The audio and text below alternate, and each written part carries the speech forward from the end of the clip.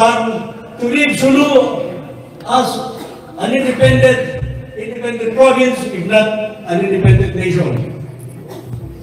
So, if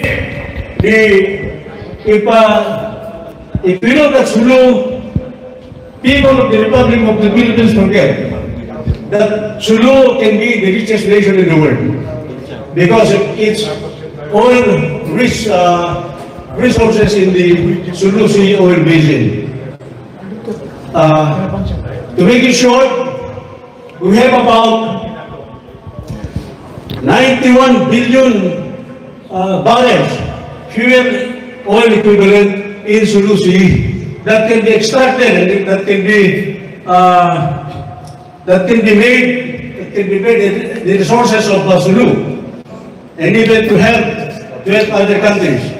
Brunei, for example, Brunei is only survived by a small plate of oil in their own nation.